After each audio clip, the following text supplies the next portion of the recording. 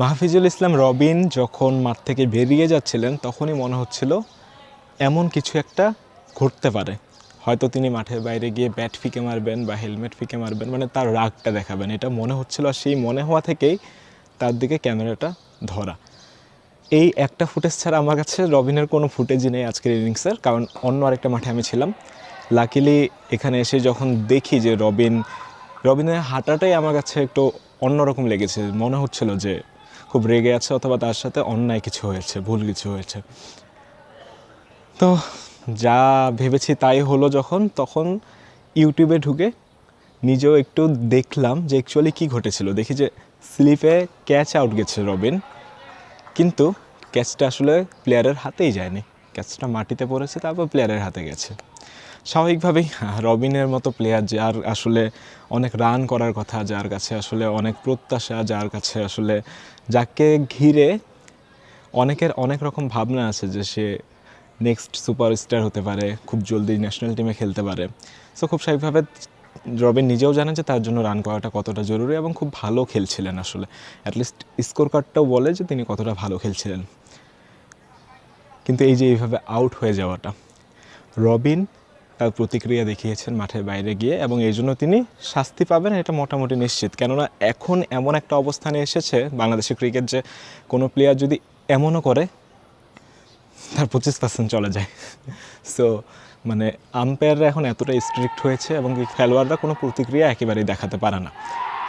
যেমন আমি আরেকটা উদাহরণ দিই, অমিত হাসানের সম্ভবত দ্বিতীয় দিনের তৃতীয় সেশনের 34 ওভারে 1 বল 35তম ওভারের সম্ভবত অমিত হাসান আউট গিয়েছিলেন। তখন 20 বলে 23 রান নট আউট। তিনি খুব ভালো খেলছিলেন, খুবই ভালো শুরু করেছিলেন, যেরকমটা আর কি অমিত খেলেন, খুব সুন্দর বেসিকের উপর জায়গায় বল পেলে কখনো ছাড়েন না। অমিত ক্যাচ আউট হয়েছেন কিপিংয়ে, রাকিবুলের একটা বল অনেকটা টার্ন করেছে, এবং আপিল করতেই আম্পায়ার আউট দিয়ে দিয়েছিলেন। অথচ ব্যাট এইদিকে, বল এইদিকে, মানে এটা একদম খুব স্পষ্ট যে তার ব্যাটেই লাগেনি। অমিত কোনো প্রতিক্রিয়া দেখাননি, অমিত জাস্ট অবাক হয়েছেন। অমিত মাঠ থেকে বেরিয়ে এসেছেন। অমিত জানেন তিনি একটু কিছু রিয়াকশন দিতে গেলেই তার ম্যাচ ফি কাটা যাবে, তাকে শাস্তি পেতে হবে। সেই ভয় থেকে তিনি একেবারেই কিছু বলেননি। কিন্তু তার যে একটা অনেক বড় মন খারাপ আছে, তার যে আফসোস আছে, আক্ষেপ আছে, অভিমানও আছে, ক্ষোভও আছে, এটা আমি খুব ক্লিয়ারলি বলতে পারি। তো এই যে রবিন, অমিতের মতো আরও যত প্লেয়ার আছে, আপনার একটা ভুল সিদ্ধান্তের জন্য কিন্তু একটা প্লেয়ারকে অনেক কিছু সাফার করতে হতে পারে। একটা প্লেয়ার বাদ যেতে পারে দল থেকে, একটা প্লেয়ার একাদশ থেকে বাদ যেতে পারে, একটা আউটের জন্য একটা দল হেরে যেতে পারে। লাইক আউটার স্টেডিয়ামে সিলেটের যে খেলাটা হচ্ছে, ঢাকার কিন্তু 252 রানে 3 উইকেট ছিল। জিসান আউট যাওয়ার পর ওই একই দলে 260 রান করতে করতে 7টা উইকেট চলে গেছে। যেই ঢাকা রংপুর ম্যাচটা ড্র হওয়ার কথা, ওই ম্যাচটা এখন রংপুর জেতার কথা ভাবছে। তো টেস্ট ক্রিকেটটা এমনই, একটা উইকেট পুরো গল্প বদলে দিতে পারে। রবিন কোনোভাবে আউটটা মেনে নিতে পারেননি। অমিতের আউটটাও ক্লিয়ারলি নট আউট ছিল।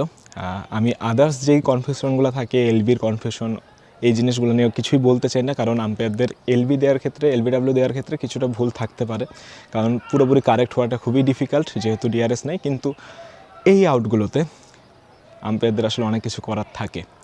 এই যে আম্পায়ারদের দিনের পর দিন এই ধরনের মিস্টেকগুলো হচ্ছে, প্লেয়াররা একটু রিয়াকশন দেখালে যদি শাস্তি পায়, আম্পায়ারদের এই ভুলের দায়টা তারা নেবেন। তো তাদের জন্য আসলে কি শাস্তি, বা মানে তারা কি একদম স্বাধীন, তারা তাদের মতো যা ইচ্ছা সিদ্ধান্ত দিবেন, যার যখন ইচ্ছা ম্যাচ ফি কেটে নেবেন, যাকে যখন ইচ্ছা শাস্তি দেবেন, কিন্তু তারা যেই ভুলটাই করুক না কেন, তারা যাই করুক না কেন, তাদের সাথে কিছু হবে না?